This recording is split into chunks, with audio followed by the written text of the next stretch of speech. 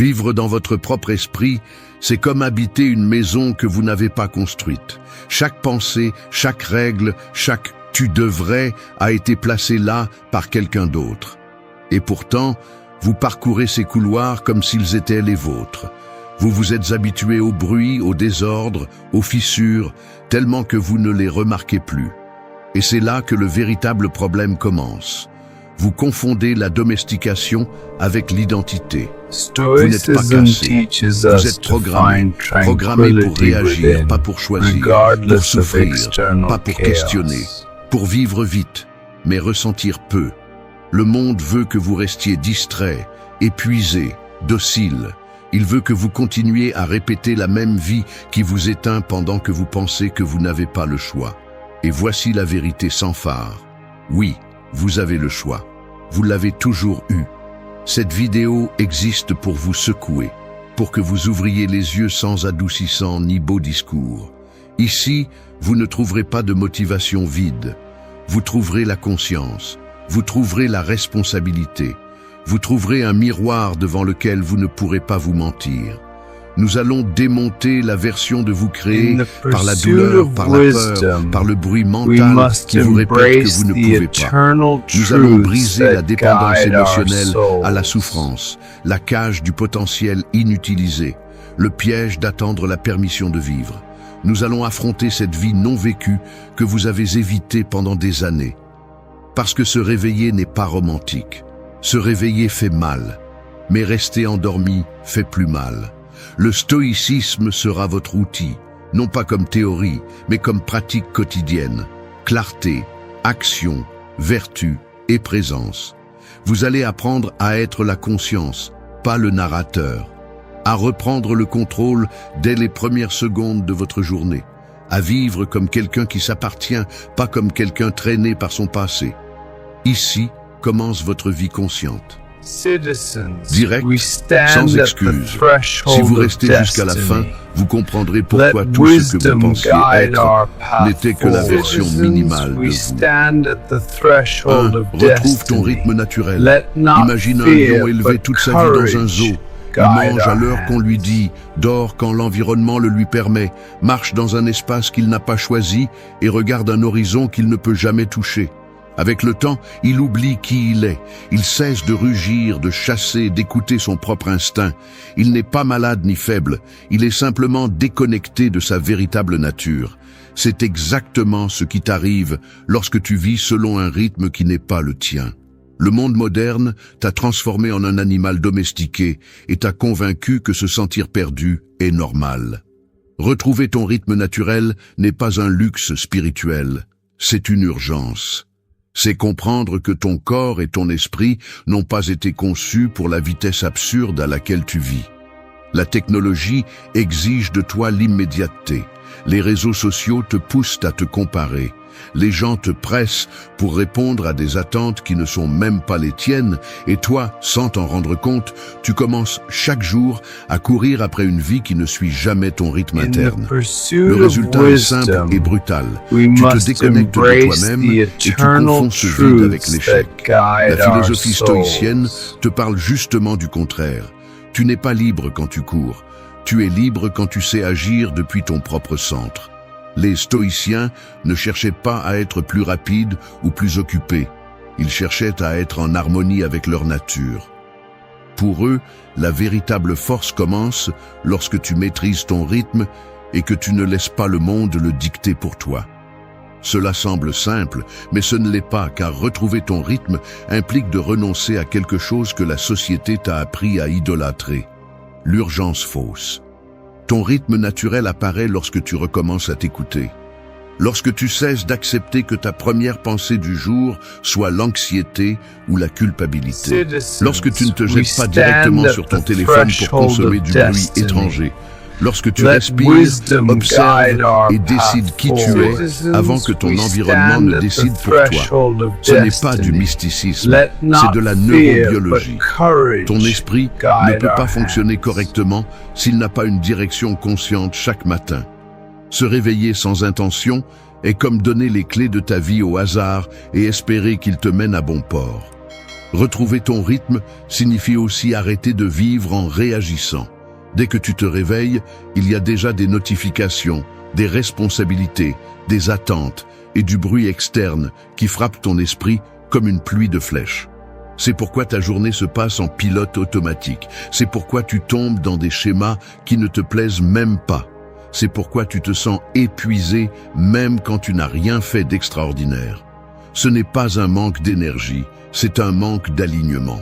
Et voici la partie agressive mais réelle. Si tu ne retrouves pas ton rythme, quelqu'un d'autre va utiliser le sien pour gouverner ta vie.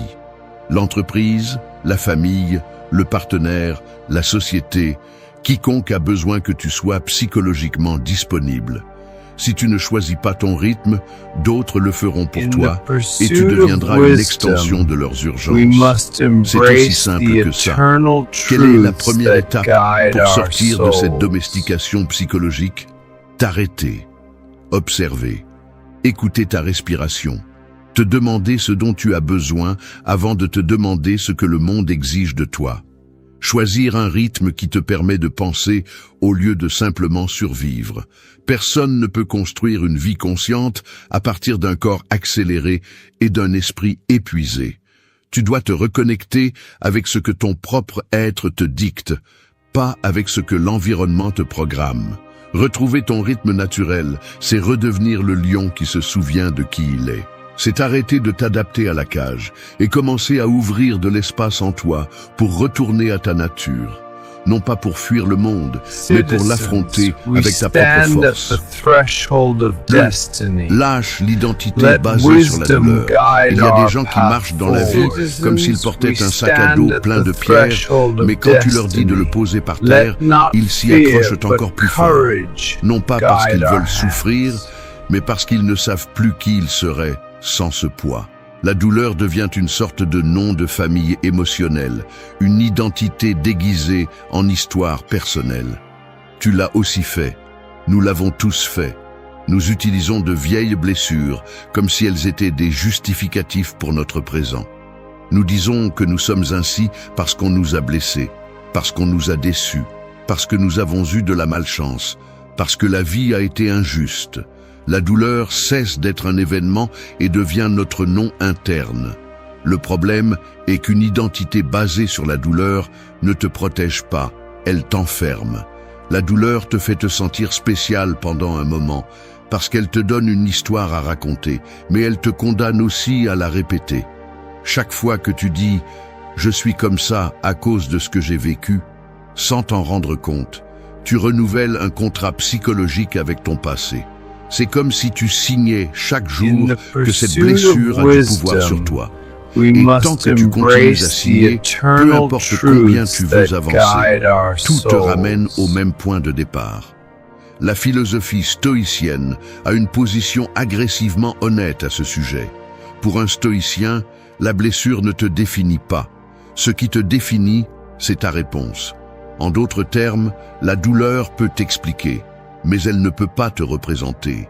Les stoïciens ne niaient pas la souffrance, ils la regardaient en face, ils la reconnaissaient, ils l'acceptaient, mais ils ne permettaient jamais qu'elle devienne une identité, parce qu'ils savaient que la douleur est une visiteuse, pas une propriétaire, et tu as laissé qu'elle devienne propriétaire. La douleur devient une identité quand tu l'utilises comme une boussole. Quand chaque décision naît de la blessure, quand tu te comportes à partir de la peur, quand tu réagis à partir de l'insécurité, quand tu interprètes tout à travers le filtre du dommage, tu finis par vivre une vie conçue par ton passé, pas par ta conscience. Et voici la vérité inconfortable. Cette identité te limite plus que toute personne qui t'a blessé. La douleur devient une addiction, parce qu'elle te donne quelque chose de prévisible. Elle te dit « tu es ceci » et tu l'acceptes parce que c'est ce que tu connais. Mais ce qui est connu n'est pas toujours sain. Ce qui est familier n'est pas toujours liberté. Lâche cette identité. Pas de manière romantique ou superficielle, mais de manière consciente et brutalement honnête. Lâche-la en comprenant qu'elle n'est pas une partie essentielle de toi. Lâche-la parce qu'elle te vole ton futur et te maintient petit. Lâche-la parce que si tu ne le fais pas, tu vas continuer à vivre comme un personnage secondaire d'une histoire passée qui s'est terminée il y a des années. Et lâche aussi le rituel que tu fais avec ta propre souffrance. Ne transforme pas ta blessure en un autel émotionnel. Arrête de la répéter pour justifier tes décisions. Arrête de la projeter sur les nouvelles personnes qui entrent dans ta vie. Arrête de l'utiliser comme une excuse pour ne pas changer. Chaque fois que tu répètes ton traumatisme comme s'il était un mantra, tu le renforces, tu le rends réel, tu le maintiens en vie. Et ce n'est pas guérir, c'est perpétuer. Le stoïcisme t'offre une sortie claire. Interprète ta douleur comme une information, pas comme une identité. L'information t'aide à grandir. L'identité t'arrête. L'information te permet d'agir différemment. L'identité t'oblige à répéter. L'information libère. L'identité enchaîne. Ta vie consciente ne peut commencer que lorsque tu comprends ceci. Ta douleur était réelle, mais ce n'est pas ta vérité. C'était une expérience, pas une définition. C'était un chapitre, pas le titre du livre. Tu n'es pas la blessure. 3. Remplace le potentiel par l'action. Un corbeau peut voler des kilomètres, traverser des tempêtes et atteindre n'importe quel point du ciel. Mais s'il passe trop de temps sur la même branche d'un arbre à imaginer son vol, il finit par croire que la branche est son territoire naturel. Il se convainc qu'il peut voler, mais il ne vole jamais. C'est le piège du potentiel. Il te fait te sentir fort sans bouger d'un centimètre. Il te fait croire que tu avances alors que tu restes exactement au même endroit. Le potentiel est confortable, mais c'est aussi un piège. Tu sais que tu pourrais être plus fort, plus discipliné, plus courageux, plus authentique. Tu l'as ressenti de nombreuses fois. Tu as eu des moments de clarté où tu vois exactement qui tu pourrais devenir. Mais ensuite, la vie continue, le bruit t'absorbe, l'esprit automatique reprend le contrôle et ce potentiel devient une fantaisie qui n'existe que dans ta tête. Tu finis par accumuler des rêves comme s'ils étaient des objets stockés dans une pièce où tu n'entres jamais. Cela crée un sentiment de faux pouvoir qui t'intoxique. Tu crois que tu as des possibilités illimitées, alors qu'en réalité, tu es paralysé. La philosophie stoïcienne ne tolère pas cette paralysie. Pour un stoïcien, le potentiel sans action est une faiblesse déguisée en vertu. C'est la preuve que tu ne maîtrises pas encore ta volonté. Les stoïciens enseignaient que l'action imparfaite est toujours supérieure au rêve parfait, parce que le rêve ne change rien, mais l'action te transforme. Ce que tu fais définit qui tu es. Ce que tu imagines ne définit que ce que tu évites. Le potentiel te séduit parce qu'il ne te demande pas de sacrifice. Il ne te demande pas de changer tes habitudes. Il ne t'oblige pas à affronter tes peurs. Il ne te met pas mal à l'aise. C'est comme vivre à l'intérieur d'une carte sans parcourir le terrain. Tout semble possible parce que rien n'est réel. L'action, en revanche, est brutale. Elle te confronte. Elle te demande de choisir. Elle t'oblige à assumer la responsabilité. Elle te dévoile face à ta propre incohérence. C'est pourquoi nous évitons d'agir, parce que l'action révèle la vérité sur nous-mêmes. Mais voici la partie agressive et honnête que tu as besoin d'entendre. Tu n'es pas bloqué parce que tu ne sais pas quoi faire. Tu es bloqué parce que tu ne fais pas ce que tu sais que tu dois faire. Tu restes à rêver parce qu'agir impliquerait d'abandonner des histoires qui te protègent. Le potentiel te permet de continuer à croire qu'un jour, tu vas te réveiller, changer, t'améliorer. Ce « un jour » est un mensonge que tu te racontes pour te sentir moins coupable.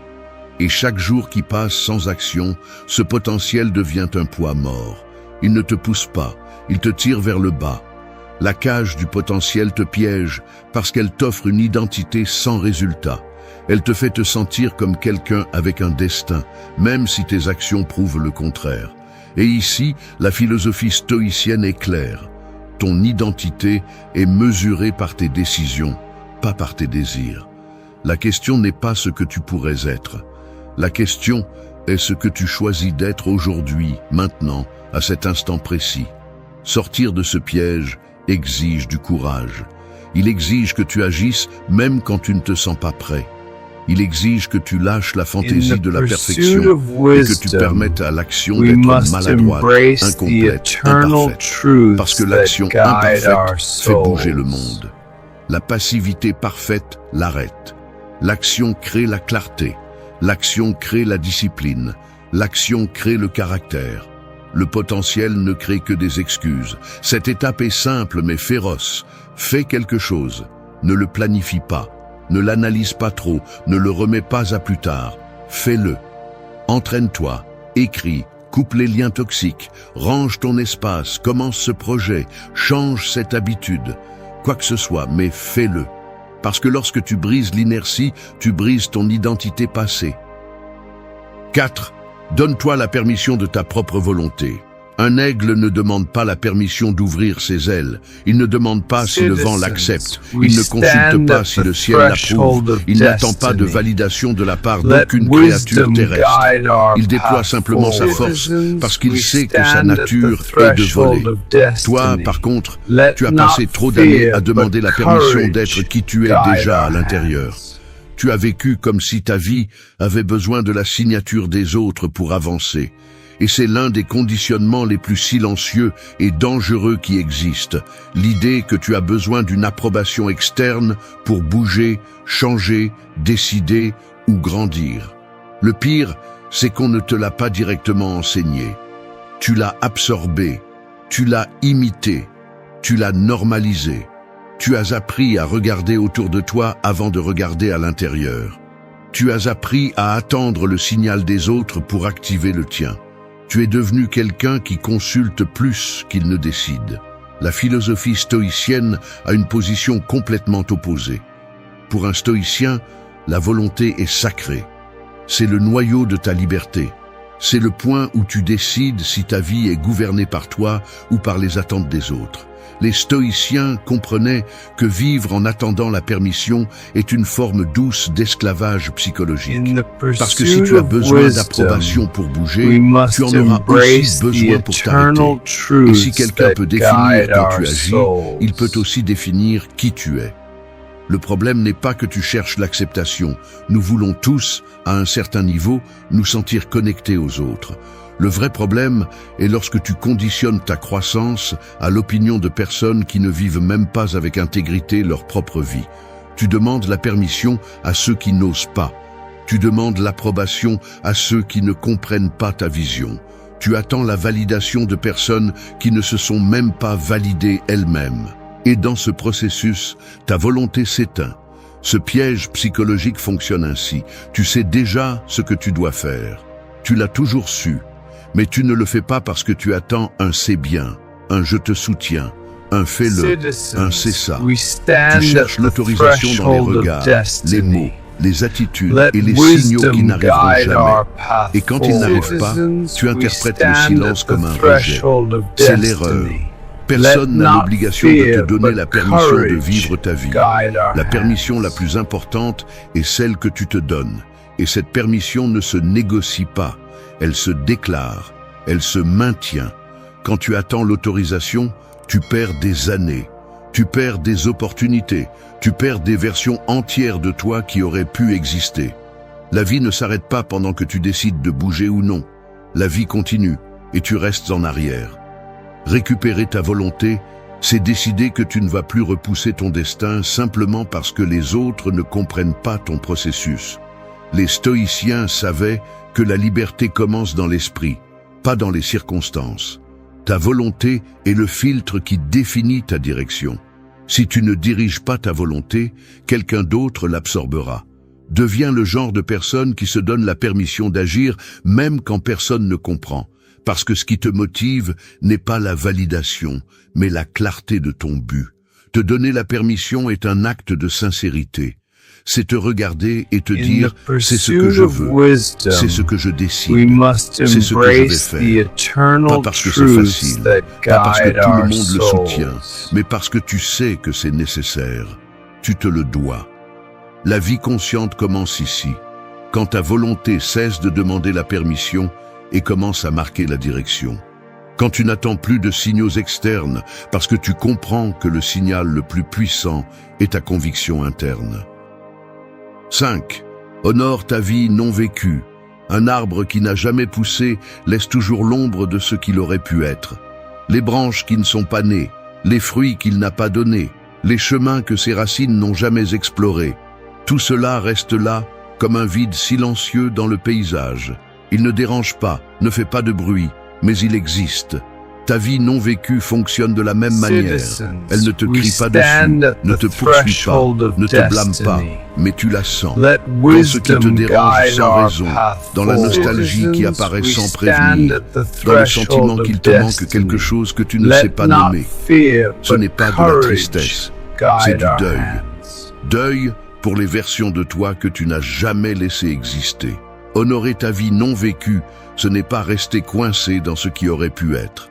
C'est avoir le courage de reconnaître qu'il y a eu des rêves que tu as abandonnés, des chemins que tu n'as pas pris, des décisions que tu as évitées, des relations que tu n'as pas affrontées et des opportunités que tu as laissées passer parce que tu ne te sentais pas prêt.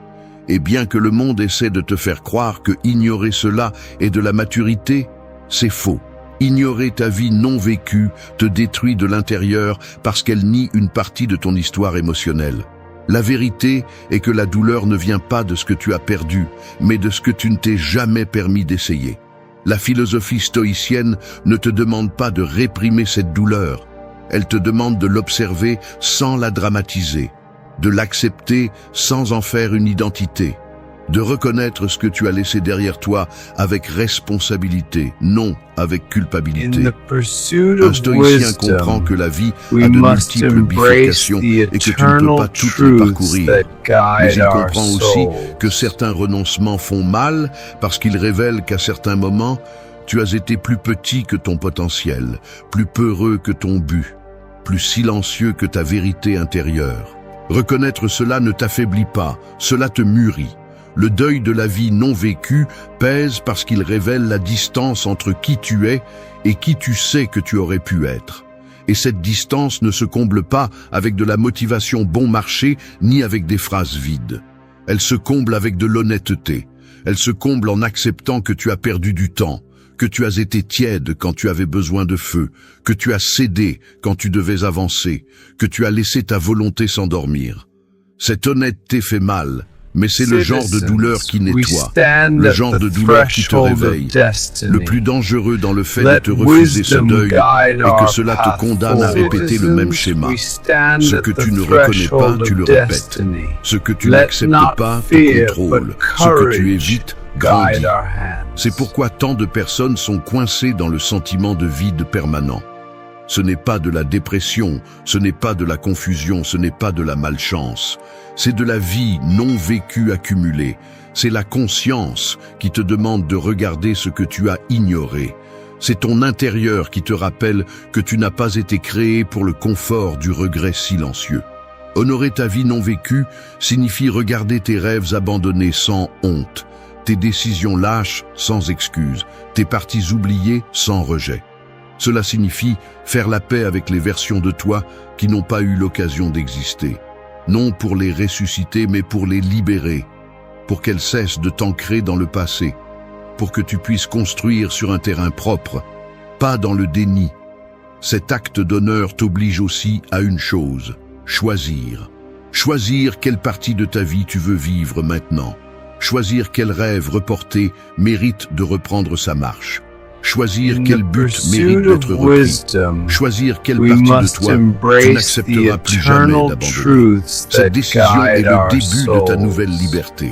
Tu ne peux pas changer le passé, mais tu peux éviter de le répéter. Et tu ne peux pas vivre toutes tes vies possibles, mais tu peux en choisir une, la tienne, consciente, alignée et authentique. Honorer ta vie non vécue, c'est arrêter de traiter tes rêves comme des fantasmes et commencer à les traiter comme des responsabilités. 6. Sois la conscience, pas le narrateur. L'esprit humain fonctionne comme un théâtre qui ne ferme jamais. Sur scène se trouvent les pensées, les voix intérieures, les peurs, les souvenirs, les opinions des autres que tu as absorbées sans le vouloir. Tout agit en même temps. Mais le curieux est ceci, tu n'es aucun des acteurs, tu es le spectateur assis au dernier rang, regardant comment la pièce se déroule. Le problème survient lorsque tu oublies cela et commences à croire que tu es le protagoniste de chaque pensée, même si tu ne l'as pas choisi. Tu t'identifies à n'importe quelle phrase qui apparaît dans ta tête, comme si c'était une vérité absolue. Et ainsi, sans t'en rendre compte, le narrateur mental finit par prendre le contrôle de ta vie. L'identité confondue avec la pensée est l'un des pièges les plus forts qui existent. Ton esprit te parle à la première personne, utilise ton ton, ta mémoire, tes peurs et tes désirs pour se sentir légitime. Mais ce n'est pas toi. Ce n'est qu'une fonction automatique créée par des expériences, des traumatismes, des habitudes, la culture, l'éducation et la répétition. C'est un algorithme émotionnel. Et tant que tu le confonds avec toi-même, tu vivras piégé dans un cycle de réactions que tu n'as pas choisi. La conscience stoïcienne te demande quelque chose de radical. Te séparer du narrateur interne. Ne pas l'éliminer. Ne pas lutter contre lui. Te séparer. Un stoïcien sait que la pensée est un événement, pas une identité. Le narrateur dit « je ne peux pas », mais la conscience observe cette phrase et décide si elle l'accepte ou non. Le narrateur dit « je suis insuffisant », mais la conscience l'écoute comme si c'était un bruit externe. Le narrateur exagère, dramatise, anticipe des tragédies, mais la conscience reste stable. Cette séparation est ce que les stoïciens appelaient l'hégémonikon, la capacité de te gouverner toi-même, de ne pas réagir impulsivement, d'observer avant d'agir. Quand tu deviens le narrateur, tu perds ta liberté. Chaque pensée t'entraîne, chaque impulsion te contrôle, chaque émotion te dicte une direction différente. C'est comme être un navire sans capitaine, déplacé par n'importe quel courant. La conscience, en revanche, est le gouvernail. C'est la distance suffisante pour ne pas te confondre avec le chaos qui apparaît dans ton esprit. Cette distance est le pouvoir. Cette distance est la clarté. Cette distance est la force. Beaucoup pensent que l'esprit est l'ennemi parce qu'il les punit avec des pensées négatives. Ce n'est pas le cas. L'esprit répète ce qu'il a appris. Il répète des modèles. Il répète des histoires. Il répète des interprétations. L'esprit n'est pas mauvais, il est juste bruyant. Et si tu ne l'observes pas, il te domine. Mais si tu l'observes, il s'ordonne. La conscience ne lutte pas contre l'esprit. Elle le dirige, elle le redirige, elle le rééduque. Et cela se réalise lorsque tu te rends compte qu'une pensée n'est pas un commandement, c'est juste un stimulus. Tu choisis quoi faire avec. Pour vivre une vie consciente, tu as besoin de pratiquer la séparation tous les jours. Quand la voix intérieure te dit « tu ne peux pas », respire et observe-la comme un nuage qui passe. Quand elle te dit « tu échoueras », identifie d'où elle vient, quel modèle l'a créée. Quand elle te dit « les gens te jugent », demande-toi si cela vient de ton présent ou de l'insécurité d'une ancienne version de toi. Entre la pensée et ta réaction, il y a toujours un espace. Cet espace est où ta liberté renaît. Le narrateur mental continuera à parler. Il continuera à dire des choses que tu n'aimes pas. Il continuera à générer du bruit. Mais tu ne le prendras plus pour une vérité. Tu l'écouteras comme tu écoutes la télévision en arrière-plan, présente mais sans importance. Ce qui est important, ce n'est pas de le faire taire, mais d'arrêter de lui obéir. Quand tu apprends à être la conscience et non le narrateur, ta vie change à tous les niveaux. 7. Choisis qui tu seras dans les premières secondes. La première seconde après avoir ouvert les yeux est comme un interrupteur au milieu de l'obscurité. Si tu l'allumes, la pièce s'illumine de ta décision. Si tu ne le fais pas, l'esprit automatique l'activera pour toi et te laissera piéger dans une lumière que tu n'as pas choisie. Les premières secondes de la journée ne sont pas un détail, elles sont un champ de bataille invisible. C'est à ce moment-là que se définit si tu vas vivre depuis ta conscience ou depuis le pilote automatique qui te gouverne depuis des années. Ce que la majorité ne comprend pas, c'est que l'esprit se réveille avant toi. Dès que tu ouvres les yeux, ton cerveau commence à lancer des pensées accumulées, tâches en attente, culpabilité, anxiété, comparaison, souvenirs inconfortables, doutes, auto-exigence. Tout arrive comme une vague qui essaie de t'emporter avant que tu aies le temps de réagir. C'est le moment le plus dangereux de ta journée, parce que c'est l'instant où ton identité est décidée sans ta participation. L'ancienne version de toi, celle que tu essaies de laisser derrière toi, est la première à se réveiller. Les stoïciens ont compris le pouvoir brutal de ces premiers instants. Marc Aurèle commençait ses journées en se rappelant qui il devait être avant que le monde ne lui dise qui il semblait être. Ce principe est simple, mais féroce. Tu choisis ton identité chaque matin. Et si tu ne la choisis pas activement, l'esprit la choisit pour toi. Cette décision précoce marque tout ce qui suit. Ce n'est pas de la spiritualité vide, c'est de la neuroplasticité. Le cerveau prend la première pensée comme le ton émotionnel de la journée. C'est pourquoi quand tu commences avec de l'anxiété, tout te pèse. C'est pourquoi quand tu commences avec de la clarté, tout coule différemment. Ce qui détermine ta journée n'est pas ce qui t'arrive, mais depuis quel état tu te réveilles pour y faire face. Si tu permets que les premières secondes te kidnappent, tu as déjà perdu la bataille avant de commencer. Non pas parce que la journée est impossible, mais parce que tu l'as commencée avec la mauvaise identité.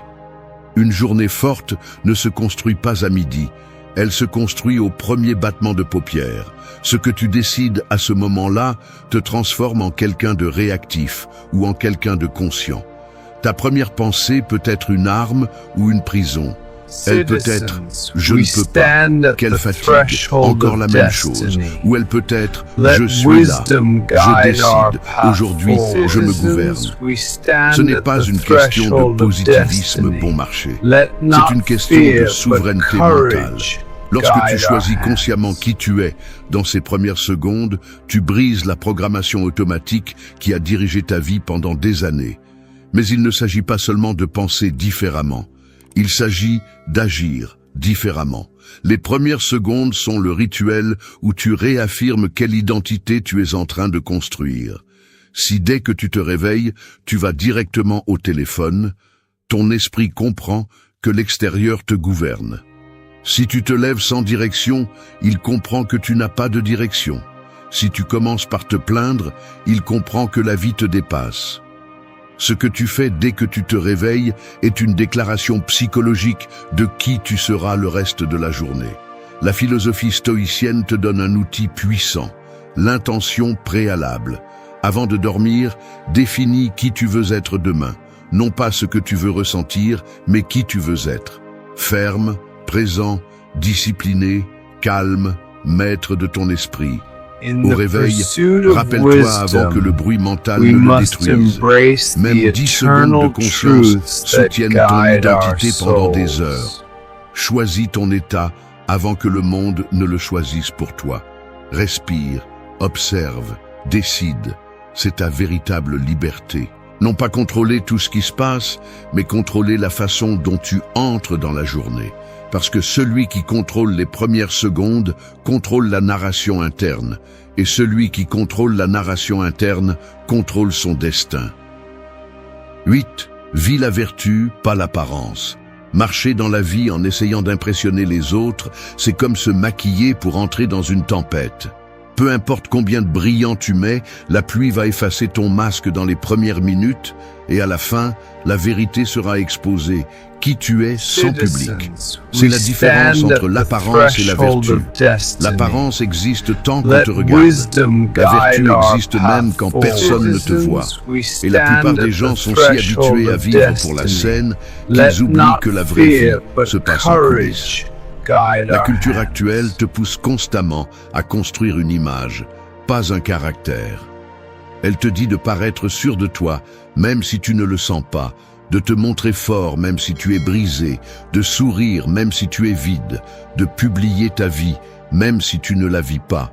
Et sans t'en rendre compte, tu deviens un acteur interprétant une version éditée de toi-même. Le problème, c'est que quand tu t'habitues à jouer, tu te déconnectes de ce que tu es. Le faux devient normal et l'authentique commence à te déranger. Tu deviens un reflet, pas une personne. La philosophie stoïcienne détruit cette façade à sa racine. Elle ne te demande pas de te montrer parfait, ni de cacher tes défauts. Elle te demande de vivre guidé par la vertu, sagesse, justice, courage et tempérance. Pas pour plaire, mais pour être intègre. Les stoïciens comprenaient que l'apparence est une douce prison. Elle te maintient en attente de qui te regarde, de ce qu'il pense, de si tu réponds aux normes externes. Et chaque fois que tu cherches la validation, tu donnes un morceau de ta liberté mentale. La vertu, en revanche, est un acte interne. Elle ne requiert pas d'applaudissements. Elle n'a pas besoin de spectateurs. Elle n'exige pas de reconnaissance. C'est un engagement envers toi-même, pas envers le monde. Et cet engagement te donne une force que personne ne peut t'enlever. Parce que tandis que l'apparence dépend des opinions, la vertu dépend des décisions. Et tes décisions sont la seule chose que tu contrôles vraiment. Vivre de l'apparence détruit ta stabilité émotionnelle. Elle te rend dépendant. Elle te rend insécurisé. Elle te rend malléable. Parce que si ta valeur est dans la façon dont on te voit, toute critique te fait tomber. Si ton identité dépend de l'extérieur, tout rejette des armes. L'apparence te rend esclave du jugement des autres. La vertu, en revanche, te rend maître de ton caractère. Le problème, c'est que beaucoup de gens ont peur de vivre de la vertu parce que cela implique la responsabilité. Cela implique que tu ne peux plus utiliser l'image comme bouclier. Cela implique que tu dois agir avec cohérence, même quand personne ne te récompense pour cela. Cela implique que tu dois vivre de manière droite, même quand c'est inconfortable. La vertu exige de la rigueur. L'apparence ne demande qu'un sourire faux. Et voici la vérité frappante. Ta vie s'améliore au moment où tu arrêtes de jouer. Quand tu ne dépenses plus d'énergie à faire semblant. Quand tu n'as plus besoin de prouver quoi que ce soit. Quand tu ne cherches pas l'approbation parce que tu comprends que la seule validation qui compte est la tienne. Non pas parce que tu es égoïste, mais parce que tu es conscient. La vertu est la liberté émotionnelle. L'apparence est la dépendance émotionnelle. Vivre la vertu signifie agir avec honnêteté, même quand il serait plus commode de mentir. Cela signifie maintenir tes limites, même quand on te met la pression. Cela signifie affronter tes responsabilités même quand elles te dérangent. Cela signifie choisir ce qui est juste plutôt que ce qui est facile. Cela signifie être ferme même si on te critique. Cela signifie parler clairement même si d'autres veulent manipuler ton silence. Il ne s'agit pas d'être parfait, il s'agit d'être réel, il s'agit d'être maître de toi-même. Il s'agit de marcher dans la vie en sachant que si on te retirait la scène, tu resterais la même personne. C'est ça, la vertu. Et c'est le chemin de la liberté intérieure. Regarde autour de toi. La plupart des gens sont coincés dans une routine vide, comme si la vie avait un bouton de pause. Ils se réveillent, travaillent, consomment des distractions sans sens et répètent le cycle jusqu'à ce qu'un jour, ils réalisent que le temps leur a échappé. Et quand ils essaient de changer, il est trop tard. Tu ne veux pas être l'une de ces personnes. Tu ne veux pas arriver à la fin de ta vie en te demandant à quoi diable tu as passé tes jours. Mais voici la vérité brutale. Si tu ne prends pas le contrôle maintenant, si tu continues à laisser le bruit du monde dicter ton chemin, tu finiras par vivre une vie qui n'est pas la tienne. Le problème est que la plupart des gens sont endormis, vivant en pilote automatique, réagissant à ce qui leur arrive au lieu de décider ce qu'ils veulent. Ils suivent la carte que d'autres ont dessinée. Ce temps, leurs propres rêves pourrissent dans l'oubli. Tu n'es pas venu ici pour exister, tu es venu pour vivre. Et pour cela, tu as besoin de te réveiller. Tu as besoin d'arrêter de gaspiller ta vie et de te concentrer sur ce qui compte vraiment. Tu as besoin d'éliminer les distractions, de couper le bruit et de prendre des décisions fermes. Être maître de ton temps, de ton énergie, de ton destin. Aujourd'hui, nous allons parler de comment le faire. 8 principes inspirés du stoïcisme qui t'aideront à arrêter de perdre du temps et à commencer à construire une vie qui vaut vraiment la peine. Mais avant de continuer, comprends ceci. personne ne viendra te sauver. Si tu continues à attendre le moment parfait, si tu continues à chercher de la motivation, si tu continues à penser que demain sera le jour, alors tu es en difficulté. Le temps n'attend personne. 1. Si tu ne construis pas ton propre destin, tu finiras par vivre celui de quelqu'un d'autre. La plupart des gens passent leur vie comme des passagers d'un train qu'ils n'ont jamais choisi de prendre. Ils acceptent ce qui leur est donné, suivent le chemin qui leur est imposé et se réveillent chaque jour comme s'ils n'avaient pas le choix. Mais la vérité est différente. Il y a toujours un choix. Ce qui se passe, c'est que tout le monde n'est pas prêt à le faire. Si tu ne construis pas ton propre destin, quelqu'un d'autre le fera pour toi. Chaque fois que tu laisses les autres prendre des décisions à ta place, chaque fois que tu choisis le confort de suivre le courant plutôt que de te demander où il mène, tu cèdes une partie de ta vie. Quand tu ne décides pas de ce que tu veux faire, de ton temps, de ton énergie et de tes compétences, quelqu'un d'autre le fera. Et ce ne sera pas pour ton bien, mais pour le sien. Regarde autour de toi. Les entreprises, les gouvernements, les médias, les réseaux sociaux, tous veulent ton attention, ton effort, ton temps. Ils te disent quoi faire, quoi penser, comment vivre. Le monde est conçu pour que tu sois un engrenage dans leur machine, pas pour que tu sois libre. Les stoïciens comprenaient cette réalité. Tu es responsable de ce que tu fais de ton existence, personne d'autre. Tu ne peux pas contrôler où tu es né, ni les circonstances qui t'entourent, mais tu peux contrôler ce que tu en fais. Épictète est né esclave, et pourtant, il est devenu l'un des philosophes les plus influents de l'histoire. Il n'a pas laissé sa situation définir sa vie. Il n'a pas accepté d'être ce que les autres attendaient de lui. Marc Aurèle, en tant qu'empereur, avait le pouvoir absolu, mais il n'a jamais laissé sa position le corrompre. Il a choisi de vivre selon des principes, de prendre des décisions conscientes et de rester fidèle à ses valeurs. Il ne s'est pas laissé emporter par le courant de son époque, ni par les attentes des autres. La différence entre ceux qui construisent leur vie et ceux qui la survivent simplement est simple. Les premiers prennent des décisions, les seconds attendent que les autres les prennent pour eux. Chaque jour que tu passes sans construire ton propre chemin est un jour de plus où tu travailles pour construire celui de quelqu'un d'autre. Chaque fois que tu acceptes une vie qui ne te satisfait pas, chaque fois que tu laisses passer une opportunité par peur, chaque fois que tu repousses ce que tu veux vraiment faire, tu confies ton destin à une autre personne. La plupart des gens se réveillent un jour et réalisent qu'ils ont passé des années à faire ce qu'ils étaient censés faire, à suivre les règles que quelqu'un d'autre a établies.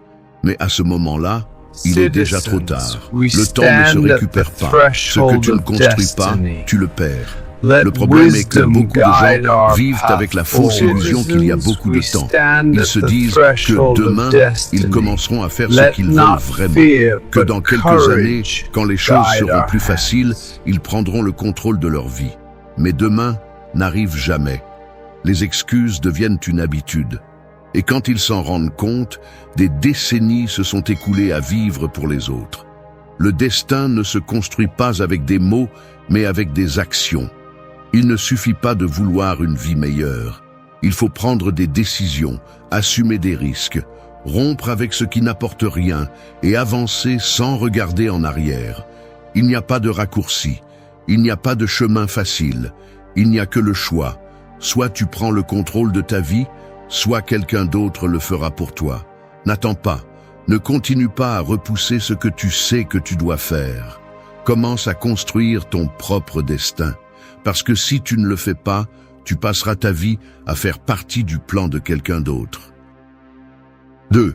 La vie n'a pas de bouton pause. Arrête de faire comme si elle en avait un. Le temps ne s'arrête pas. Il n'y a pas d'attente. Il ne s'arrête pas parce que tu es fatigué, parce que tu as peur, parce que tu ne te sens pas prêt. Chaque seconde qui passe est une seconde de moins sur ton compte à rebours. Pourtant, la plupart vivent comme s'ils avaient une vie infinie, comme s'ils pouvaient tout mettre en potée et celle-ci. Il n'y a pas de bouton pause. Il n'y a pas de deuxième chance pour vivre la journée que tu as laissé filer. Chaque fois que tu repousses ce qui est important, chaque fois que tu dis « je commence demain », Chaque fois que tu choisis des distractions au lieu du progrès, l'horloge continue de tourner. Il n'y a pas de moment parfait, il n'y a pas de futur garanti où tout sera soudainement plus facile. Il n'y a que ce moment. Les stoïciens le savaient bien.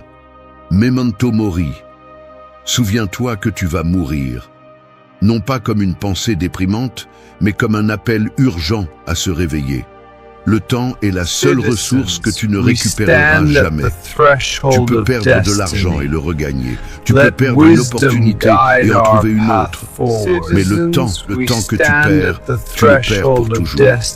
Regarde combien de personnes passent leur vie piégées dans l'illusion qu'il y aura toujours un après. Après l'université, je ferai ce que j'aime. Après la prochaine promotion, je me mettrai en forme. Après que tout se soit arrangé, je commencerai à vivre vraiment. Cet « après » est le plus grand mensonge qui existe. Il n'arrive jamais. Il y a toujours une excuse. Il y a toujours un nouveau problème. Il y a toujours quelque chose de plus à faire avant de commencer à vivre. Et tout à coup, quand tu t'en rends compte, des années ont passé. Épictète disait que la vie n'est pas quelque chose que nous devrions remettre à plus tard, mais quelque chose que nous devrions affronter dès maintenant. Chaque jour où tu repousses une décision, chaque jour où tu vis en automatique est un jour que tu ne récupéreras jamais. Le confort est un poison déguisé en soulagement. Rester dans ta zone de sécurité, procrastiner, perdre du temps sur des choses qui n'ont pas d'importance. Tout cela semble bon sur le moment, mais tu le paieras cher. Un jour, tu regarderas en arrière et tu verras que tu as dépensé ta meilleure énergie sur des choses qui ne signifiaient rien. La société t'a formé à croire que tu as tout le temps du monde, que tu peux prendre ton temps, que l'opportunité viendra, qu'il n'y a pas de hâte. Mais c'est un mensonge. Le temps ne t'appartient pas. C'est un prêt qui peut être retiré à tout moment. Le stoïcisme enseigne que la seule chose réelle est cet instant, le présent. Le passé est déjà parti, le futur n'est pas garanti. Tout ce que tu as, c'est ce moment. Ce que tu en fais est la seule chose qui compte vraiment. Chaque jour est une pièce que tu dépenses, que tu le veuilles ou non. La question n'est pas de savoir si tu la dépenseras, mais comment tu la dépenseras. Tu peux continuer à te perdre dans des distractions, à procrastiner, à éviter les décisions difficiles, ou tu peux commencer à bouger, à construire, à faire en sorte que chaque minute compte. Peu importe combien tu penses qu'il est tard, il est toujours plus tard que tu ne le penses. Il n'y a pas de bouton pause, il n'y a pas moyen de revenir en arrière, il n'y a pas d'autre chance pour récupérer le temps perdu. Il n'y a que maintenant. Et ce que tu fais avec ce moment définit tout ce qui viendra après. 3. Brûle la carte que d'autres ont dessinée pour toi. Depuis notre naissance, la société nous donne une carte, un chemin prédéfini qui est censé nous mener à une vie heureuse et réussie. Étudie, trouve un bon travail, marie-toi, achète une maison, 10 enfants, travaille jusqu'à 65 ans, et si tu as de la chance, profite de ta vieillesse. C'est le plan que la plupart des gens suivent sans se poser de questions. Mais voici la vérité brutale. Cette carte n'a pas été faite pour toi. Elle a été faite pour te maintenir dans le système. Si tu suis un chemin que tu n'as pas tracé toi-même, tu n'arriveras jamais là où tu veux vraiment être. Regarde combien de personnes vivent piégées dans des vies qu'elles n'ont pas choisies. Elles font ce qu'on attend d'elles, respectent les règles, suivent la route que quelqu'un d'autre a dessinée. Mais au fond, quelque chose ne semble pas coller. Parce que ce n'est pas leur chemin, c'est celui de quelqu'un d'autre. Les stoïciens l'ont bien compris. La liberté ne réside pas dans le fait de suivre un destin prédéterminé, mais dans le fait de prendre le contrôle total de ta vie. Marc Aurèle, bien qu'empereur, n'a pas vécu pour répondre aux attentes de Rome. Épictète, né esclave, n'a pas laissé son origine définir son destin. Le problème est que rompre avec cette carte imposée n'est pas facile. La peur du rejet, de l'incertitude, de l'erreur, fait que la plupart préfèrent se contenter de ce qui est déjà écrit. Mais se contenter est un autre mot pour abandonner. Si tu suis le chemin que d'autres ont dessiné pour toi, tu finiras dans un endroit que tu n'as pas choisi. Tu vivras la vie que d'autres ont conçue. Tu travailleras pour les rêves des autres et, quand tu t'en rendras compte, il sera trop tard pour changer. La seule façon d'être vraiment libre est de brûler cette carte. Arrêtez de suivre le chemin qu'on t'a imposé et commencez à créer le tien. Cela signifie poser des questions inconfortables, remettre en question ce qu'on t'a dit être correct, sortir du moule, briser les schémas, défier les attentes. Cela signifie prendre des décisions sans la validation des autres, apprendre à marcher sans un itinéraire préfabriqué, sans certitude, sans garantie. Être le maître de chaque pas que tu fais. Beaucoup de gens te diront que tu es fou, que c'est risqué, que le plus sûr est de suivre le plan établi. Mais la chose la plus dangereuse que tu puisses faire est de vivre une vie qui ne t'appartient pas. Tu n'as pas à suivre le chemin de quelqu'un d'autre. Tu n'as pas à t'adapter à une histoire que tu n'as pas écrite. Tu dois écrire la tienne. Alors, prends cette vieille carte, déchire-la en morceaux et brûle-la. Parce que le seul chemin qui vaut la peine d'être suivi est celui que tu traces toi-même. 4. Arrête d'être un spectateur dans ta propre vie. La plupart des gens ne vivent pas. Ils existent simplement. Ils passent leur journée pris dans une routine vide, regardant rien faire de significatif. Ils se réveillent, travaillent sur quelque chose qui ne les satisfait pas, consomment du divertissement sans sens, perdent des heures sur les réseaux sociaux, se distraient avec n'importe quoi et répètent ce cycle jusqu'à ce qu'un jour, ils réalisent que leur vie leur a échappé. Mais la vie n'est pas un spectacle. Tu n'es pas ici pour regarder. Tu es ici pour agir.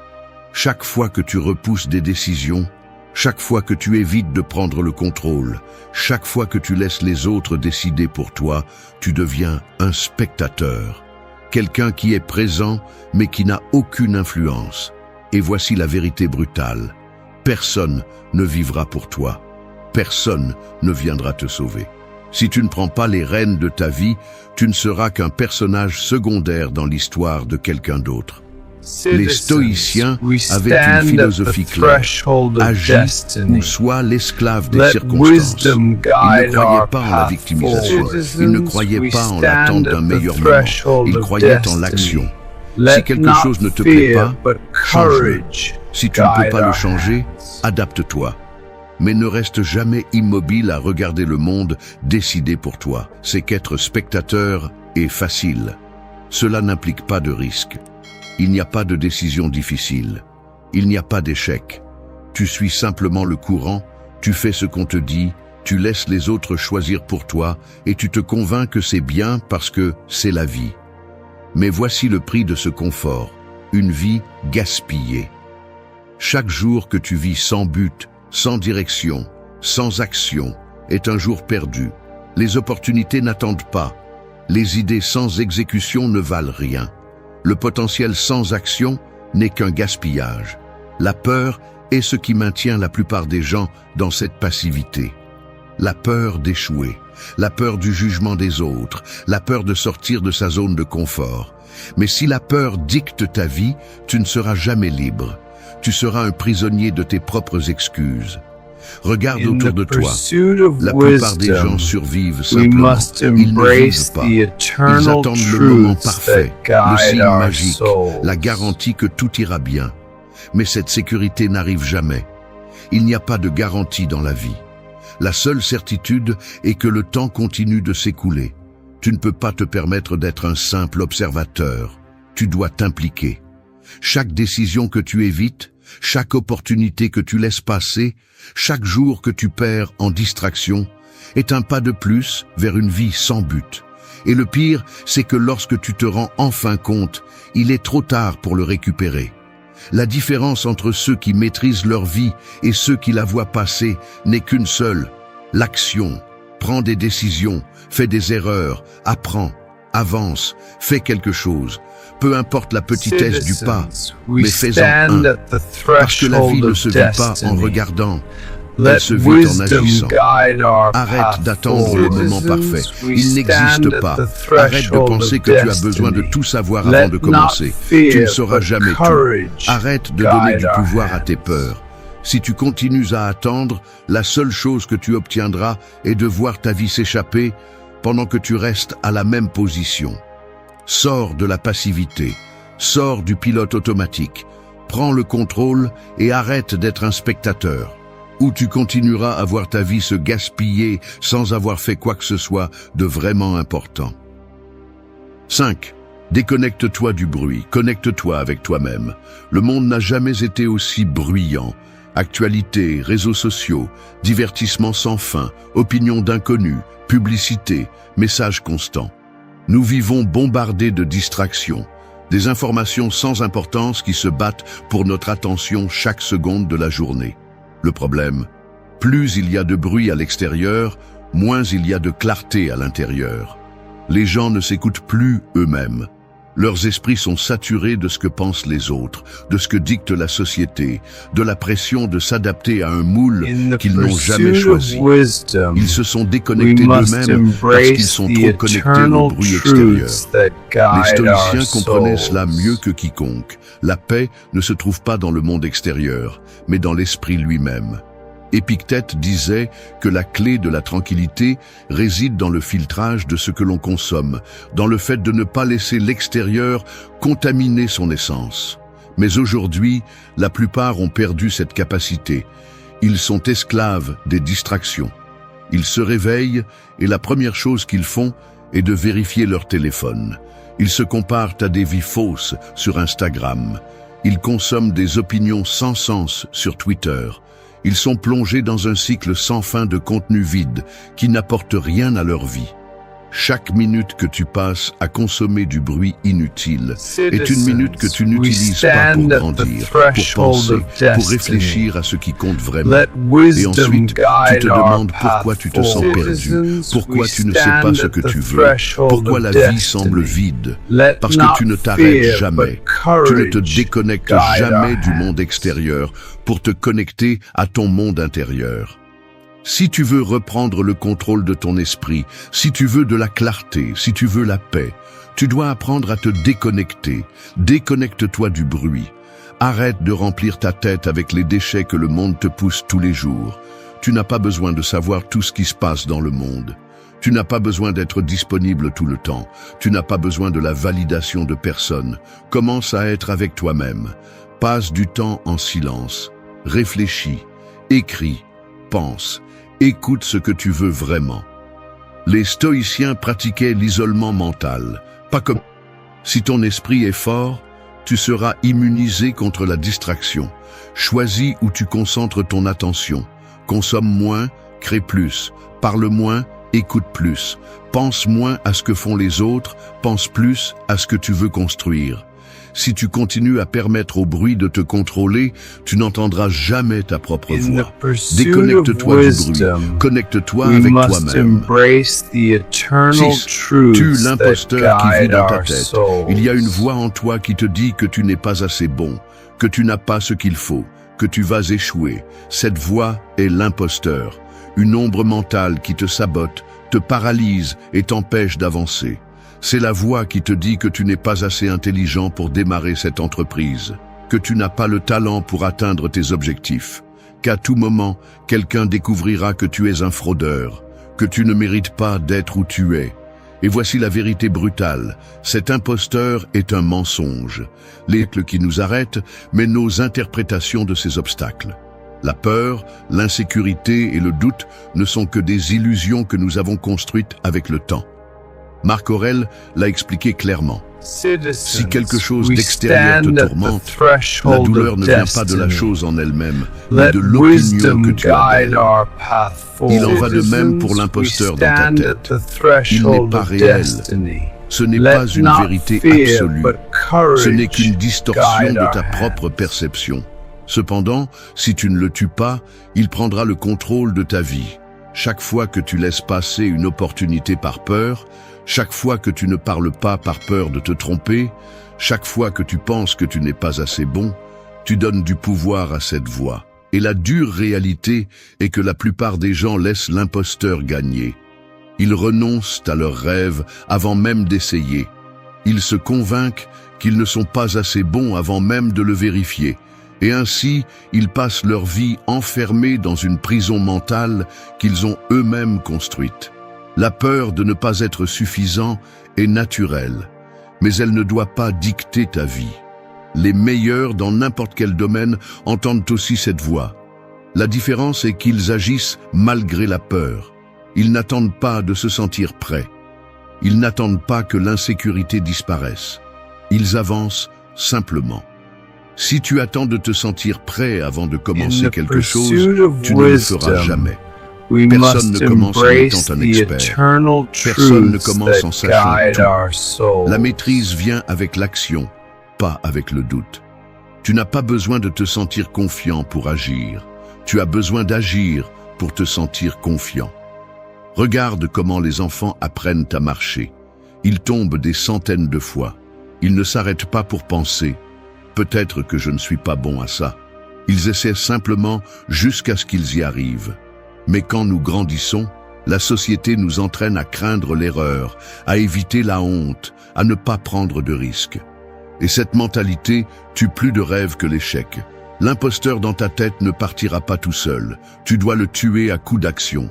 Fais ce qui te fait peur. Fais le pas, même si tu as l'impression de ne pas être prêt.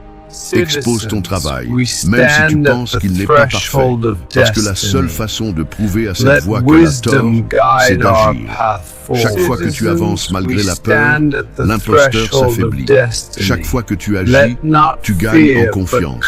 Chaque fois que tu ignores cette voix et que tu continues à avancer, tu te rapproches de la vie que tu veux. L'imposteur n'est pas réel. Ce qui est réel, c'est le temps que tu perds à l'écouter. Alors arrête de nourrir cette voix. Tue-la, parce que si tu ne le fais pas, c'est elle qui finira par tuer tes rêves. 7. Brise les chaînes du temps perdu. Le temps est la seule chose que tu ne pourras jamais récupérer. Chaque seconde qui passe est une seconde de moins dans ton compte à rebours.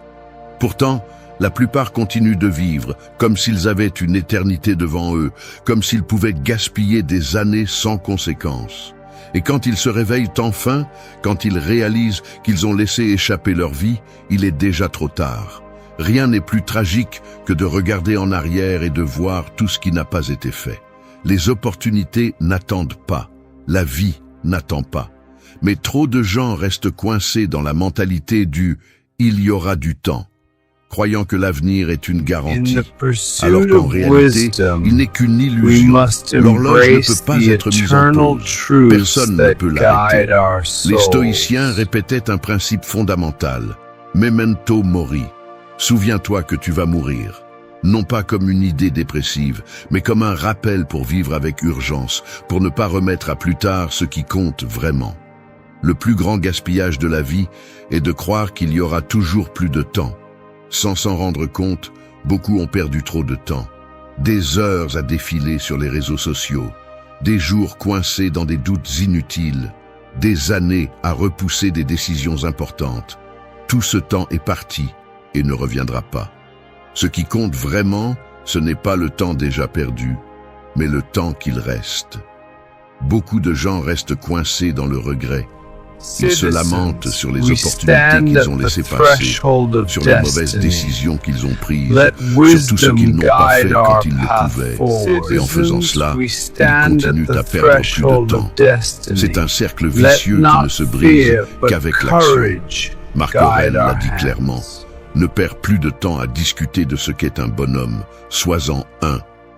Il ne suffit pas de penser, il ne suffit pas de planifier, il faut agir. Au lieu de gaspiller de l'énergie à regretter ce qui est déjà passé, il vaut mieux se concentrer sur ce qui peut encore être changé. Le temps n'appartient à personne. Il a été prêté et peut être réclamé à tout moment. Chaque jour passé dans la même routine, coincé dans les mêmes distractions, laissant l'inertie prendre le contrôle, est un jour de plus qui ne sera jamais récupéré. Tant que le même schéma de gaspillage persiste, l'horloge continuera de tourner. Couper ce qui n'apporte rien est la seule issue. Il n'y a aucun sens à continuer à investir du temps dans ce qui n'a pas de valeur. Si quelque chose ne rapproche pas de l'objectif, alors il l'éloigne. Il n'y a pas de point intermédiaire. On avance ou on recule. On construit ou on détruit. On profite du temps qui reste ou on continue à le gaspiller. Beaucoup souhaitent changer, mais ne sont pas prêts à lâcher ce qui les retient. On ne peut pas avancer tout en portant les mêmes fardeaux.